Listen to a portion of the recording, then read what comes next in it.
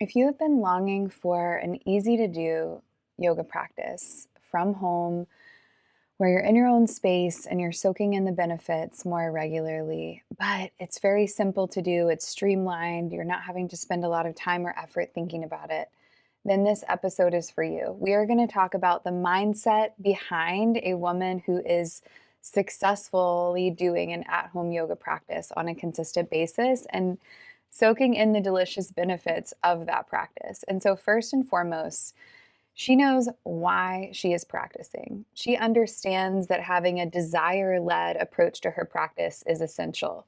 If you're shutting yourself into yoga practice, frankly, you're just not going to do it. It's not going to be nearly as much fun, and you're not going to want to. But if you're practicing yoga because you want to feel free, connected, open, available, relaxed, and be in a position to actually enjoy the fuck out of your life and to love hard and to let good things in and to feel good in your body as you're moving through the day. Maybe you're wanting less pain. Maybe you're wanting more mobility and function. Maybe you're wanting some recovery. Like, whatever it is, if you're leaning into desire, that is the mindset of a woman who is practicing successfully at home. And another thing is that she gives herself permission. She can practice even if there are dirty floors or dishes in the sink, they can wait. You really can get back to it later. She's given herself permission to choose the practice, even if she hasn't checked every single thing off of her list yet. Maybe your husband wants quality time with you. Tell your husband, give me 15 minutes, give me 30 minutes, and I promise the time that you spend with me after is going to be better quality. I'm going to be more available to listen and connect and more available for intimacy or sex or whatever it is. You're giving yourself permission to choose your practice, even when. Maybe you're getting kids to bed and they want extra books or they want you to tell them a story. Not tonight, children. I love you all so much. I hope you have a wonderful night of sleep. I am going to do my yoga practice tonight. I give myself permission to prioritize my yoga practice over giving you more of what you want. Because chances are, mamas, you're probably already giving those kids so much of yourself. Another thing about her mindset is that she sees the openings in her schedule and she has a plan. Got 15 minutes? Let's freaking go. Got 30 minutes? That's even better, y'all. She sees the opportunities and seizes those opportunities. Okay, I have a little bit of time here. Oh, you know what? It's the perfect time for me to do yoga right now. Let me go and do that. And she might even have some people in her life who are reflecting back to her, like, hey, I know you said that you wanted to go do your yoga practice. So go ahead. I know you said you wanted to go meditate. Go ahead. I've got things here, or whatever it is. Like, you've got full permission and you've got an opening and you're going to go do it now.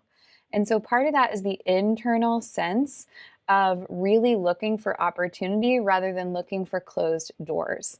So the difference between a woman who's practicing yoga at home successfully is part of that inner dialogue of, I know I can. It's just an inevitable matter.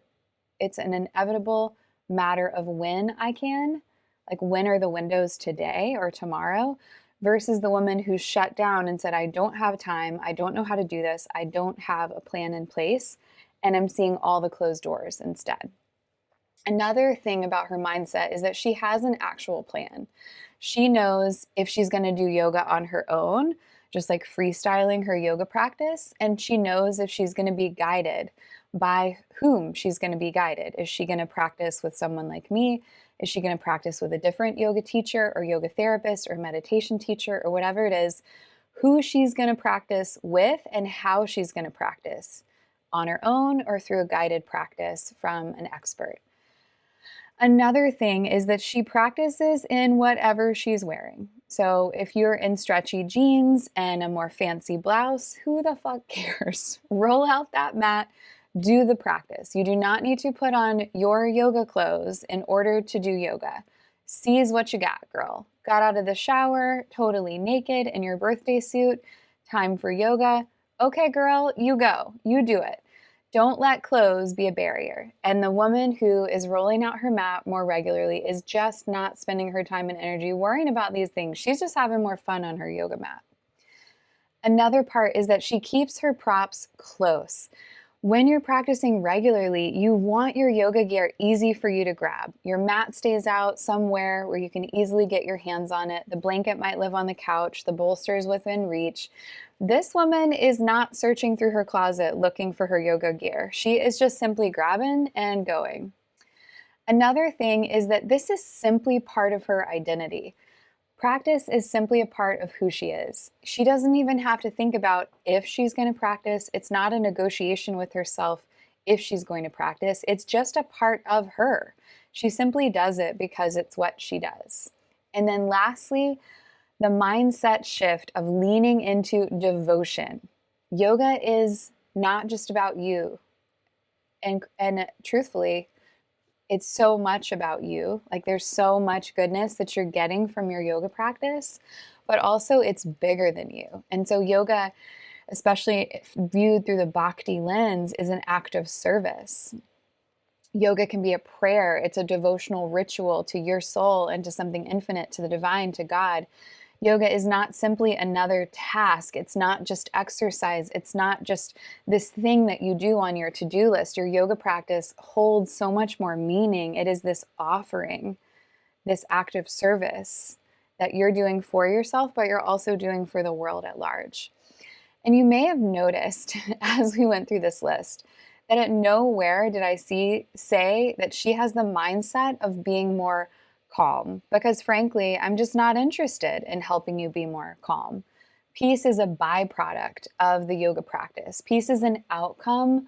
Calm is an outcome of doing a yoga practice. But I'm not here, me personally, as a somatic yoga therapist for women, I'm not here to try to make more women be docile. I am here to help you feel wildly free, audaciously whole, and unapologetically spiritual, and perhaps a little more feral in the very best way, in a way that still keeps you functioning and thriving in your life, but leaves you feeling like, oh, I am enjoying this all so much more. I'm feeling so much more free, so much more expressed, so much more me. So, this, I want you to know, is what I'm here to help you hold. This is what the most successful women in my yoga therapy practice, this is the mindset that they have in place. And if you're not there yet and you're listening to this list, use it to shine the light on the areas where you want to get your mindset into place so that you can be that woman who's very successful at your home practice as well, and soaking in the wide range medicine of somatic yoga therapy in your life on a regular basis. And if you have not figured out your plan yet, like maybe you don't know what props to get or where, I have a blog post on that tells you exactly what props I recommend and where to buy them. I've got ranges there for people who are on a lower budget and people who have a little more freedom in their budget. And then also, if you don't have a plan on who you're going to practice with, obviously I want you to practice with me. I have the Nourished Woman Sanctuary.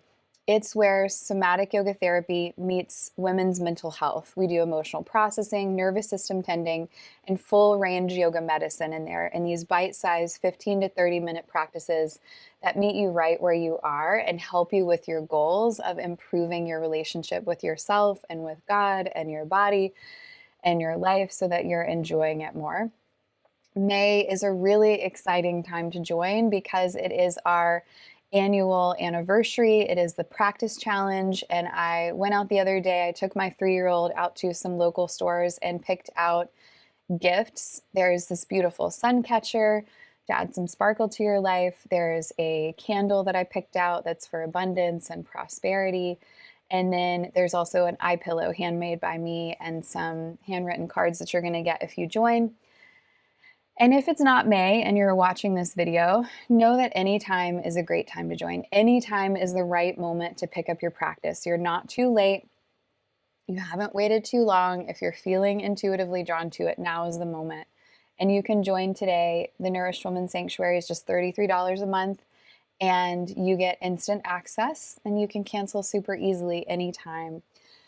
I am so here for more women practicing yoga more often because, y'all, that once a month yoga practice can do great things for you. I'm not discounting it, But regular, consistent, steadfast yoga practice, ooh, that's where the magic happens. And so I want to encourage you to lean into that. Even if you don't lean into it with me, find the resources that are out there, get on that mat, get your mindset in alignment, and enjoy your yoga practice so much, because there is just frankly so much goodness that can come to it. I was teaching a class earlier this morning at Greenville Yoga. If you're in the Greenville area, I teach a Friday morning early class right now. And a student was telling me that she started yoga at 70 and that she had no idea how good she could feel.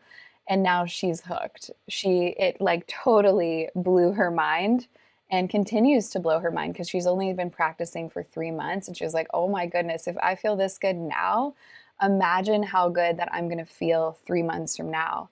And one of the things that she said, and I want you to hear this, if you're not yet in the mindset of that successful regular yoga practice at home frame of mind, she said to me the biggest difference, because she was taking a more sporadic class here and there, was that now she practices regularly, and that has really amplified the benefits tenfold. I never tire of hearing stories like that. All right, if you are already successful at your home yoga practice and you feel so seen by this, I just want you to know I am celebrating you every step of the way.